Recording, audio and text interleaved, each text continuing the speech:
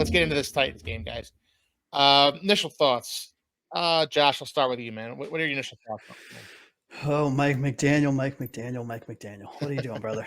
Holy Christ. We're on our fourth quarterback in 4 games, right? Tyler Yeah, Huntley's been here at that time, right? At the time of the game for about a week and a half, 2 weeks. Why are we still calling the same offense as if Tua was back there? Like, what are you doing, right? You have to yeah, simplify this offense. Mike McDaniel has to simplify this offense. There is no ifs, ands, or buts about this to be successful. And he needs to stop with all of the shifting and all of the motions and all of the fancy, you know, gadgety stuff that he does that was successful last year with a very good quarterback behind center. And mhm, understand that you have, albeit a very solid professional in Tyler Huntley, but he does not have the rapport with his wide receivers or his running backs. The offensive line does not understand how he moves behind them on 3 and 5 step drops. You have to just let your players play. Put the ball in your players' hands that you pay millions and millions of dollars towards in Waddle and in Hill, and let them play. Jesus, why is it so complicated? yeah. I hear what you're saying. See, Josh, I actually think he did simplify the offense, and maybe he needs to simplify it more. Mm-hmm. Um, but I do think he simplified it for Tyler Huntley. Uh, to, I mean, I feel like half the playbook was just cut off and thrown out Mm-hmm. in this game. Maybe he needs to simplify it more. Maybe there needs to be less motions. I would agree with you there. Mm-hmm. Um, but Yep. I mean, we do acknowledge that he simplified the playbook for him, right? Yeah, of course. But my problem is where Tyler Huntley is successful and where he was a Pro Bowler was not on bubble shot or bubble routes and Yeah. two passes 2 yards behind the line of scrimmage. It was Mhm. medium in breaking and it was long balls. Now he missed Hill two touchdowns, one behind him, one in front of him. That's to be expected. Like again, he's only been here for a couple weeks, right? Yeah. But you factor in him the time that he's been with the team, and you look at all of the motions. And I was hoping I would find a spot to throw this in here, fellas. Joe Shad pulled all of these stats together, right? Mhm. In 4 weeks, in the first 4 weeks of the season, pre-snap. I'm only talking about pre-snap penalties. 7 false starts, 6 illegal formations, 5 illegal shifts, and 1 illegal motion. That is simply unacceptable. And when you have a Yeah. quarterback behind center that's only been here for what equates to a couple practices, stop with the motions, stop with the fancy crap, put your wide receivers on the line of scrimmage, and let the speed be speed. I mean, it's that simple in my opinion. I um I think I would tend to agree with you there, Josh. I think, and we've talked about the pre-snap penalties a lot, and they are unacceptable. We can't have them, especially with two out. We can't recover. We can't recover if we're behind the sticks to start the drive. A first and 15 doesn't look the same with Tyler Huntley as it did with Tua. Right. So I agree. Steve, what are your thoughts on the game, man? Give me take me through it. As I was watching the game, I was thinking about you. I was Think saying about to me? myself, yeah, I was saying to myself, maybe he was right about Skylar Thompson because every quarterback has performed the same. Not one quarterback has shown that they played this offense any different because it's coached by a ringmaster. You can't go against what the play call is. If it's one call, you're running that play. So whether it's Skylar Thompson, Tim Boyle, Huntley, these quarterbacks aren't being set up for any type of success. So overall, maybe Skylar Thompson is still the right choice. Maybe overall he still does have the best arm. Maybe overall he still does have, the most knowledge of the offense and the most knowledge and repertoire of his players. Maybe we should be playing him. And as I was thinking about the game, I was kind of in my feelings a little bit, obviously, because I'm like, dude, we should be winning this game. And then I'm realizing that this is a Tua based system. Like it's not a Hmm. system based on Yeah. anything else other than just Tua. Yeah. So I know we've touched on it multiple times, but like there was no more evidence than last week. Obviously I did say I didn't want Huntley to play yet, especially if Tua's not going to be coming back. Let Huntley learn a little bit. Let him. We clearly see he had like hardly any time with these starting receivers. So it's hard, and with him playing is kind of telling me that Tua is going to come back. They were trying to rush a win or two before Tua comes back. I don't think they were. I think they were trying to wait for a quick shot, but possibly Skylar. I think that maybe we're thinking too hard about the quarterback position and not enough about our offensive line position. I mean, we're doing great on defense because our line's winning. The Lions are doing great because their offensive line is killing it. Like all these teams that are killing it have great offensive lines. We have arguably the worst offensive line, so no quarterback is going to flourish. Look at Tua. He can't do anything either. He had a terrible first week, and now he's hurt. Like Skylar Thompson, hurt. Tim Boyle, he probably would have got hurt with how many times that Huntley had to move around the pocket. Tim Boyle ain't moving like that. So it's hard. We really need to make that offensive line a little bit better. Yeah, a little bit, and just a little bit better. We're focusing on the wrong position. It's crazy. We were, last off season, I remember Chris Greer, and I'm actually going to talk about this later on in the show. But last off season, Chris Greer said, "I think the fans are more worried about the offensive line than we are. We as in the front office." And that was when we had Robert Hunt and Connor Williams in the fold.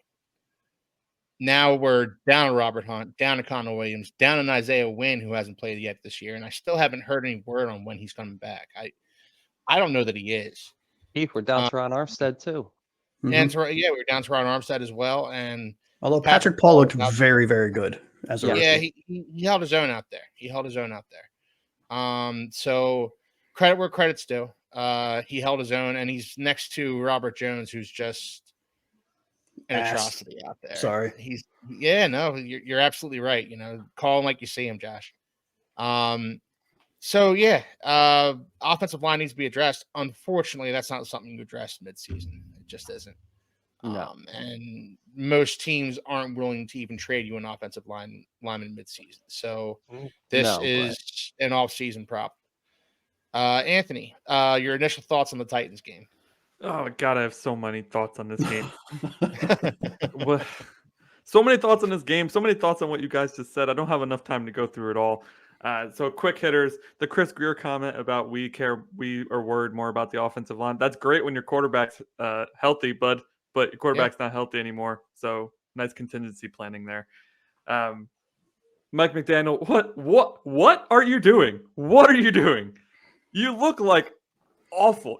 We've faced two rookie head coaches in a row. Yeah, 2 rookie head coaches in a row, and they made you look like the rookie. You look awful. Your hair looks awful. Change it. Your glasses look awful. Change it. You just look awful. It's all around bad. I am not a proponent of. You don't like the drug kingpin look that he's got going on right now? No. Yeah, and very Pablo Escobar.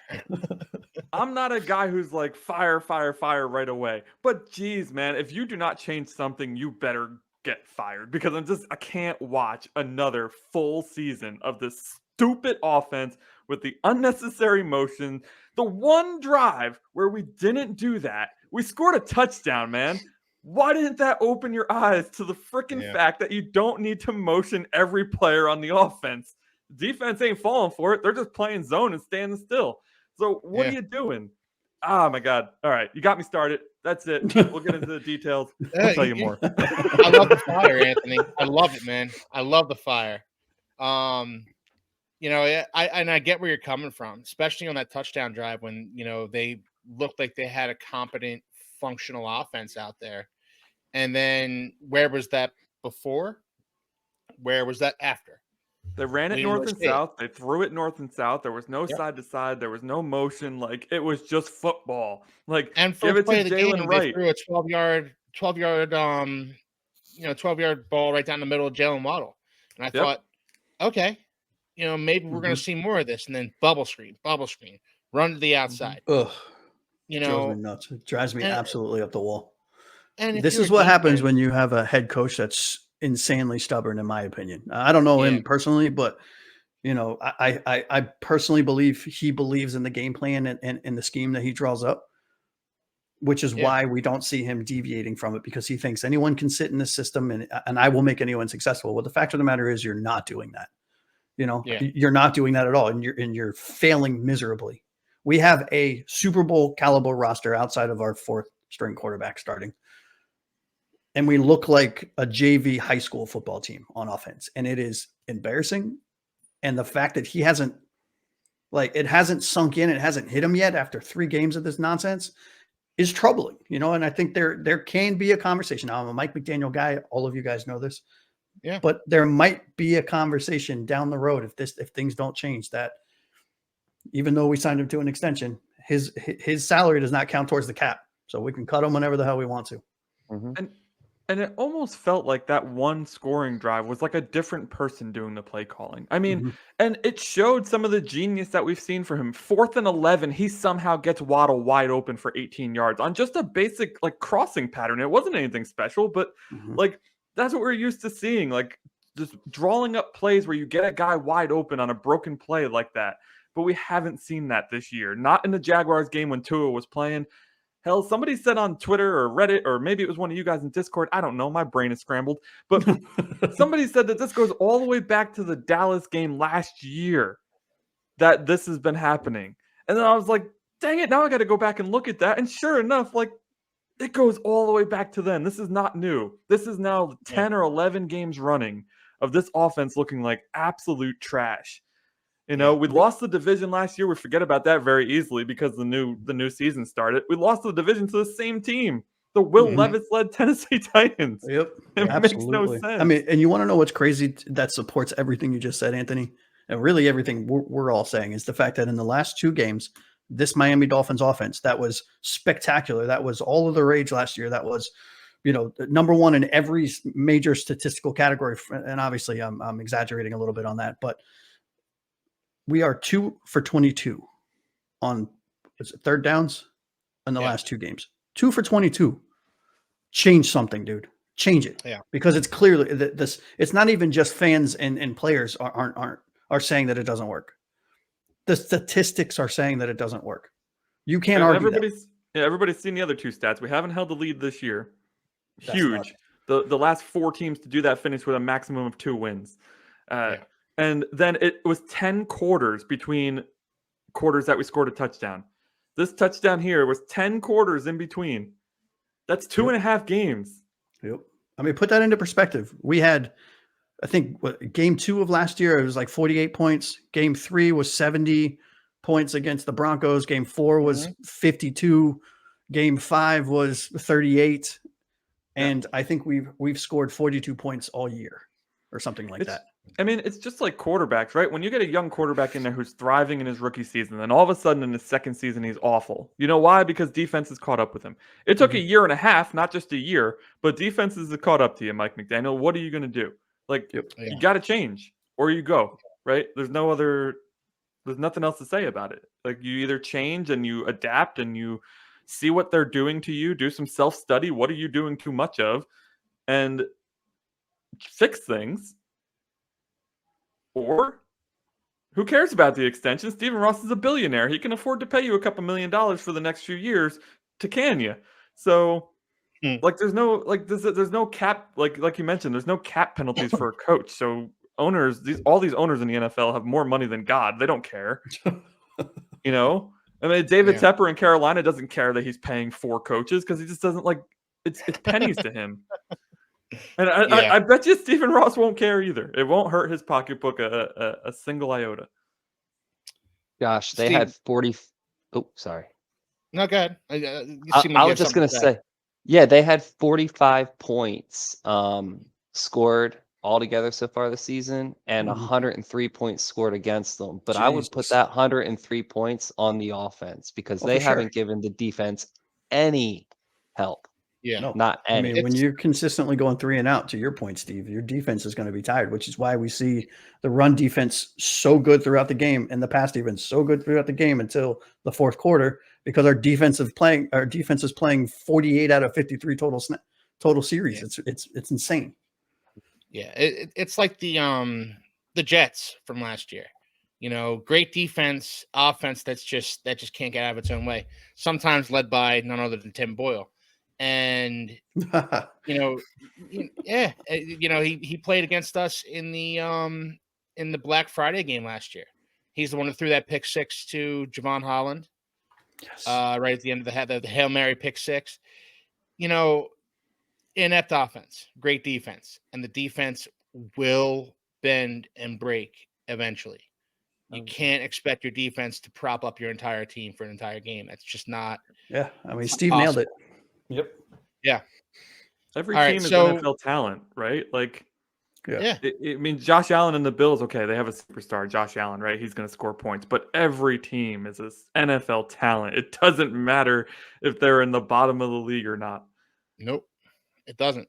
And you know what? The Titans, they may have had Mason Rudolph and Will Levis out there at quarterback, but they have a good duo of running backs in Tajay Spears and Tony Pollard, DeAndre Hopkins, Calvin Ridley running routes for them. They aren't completely bereft of talent.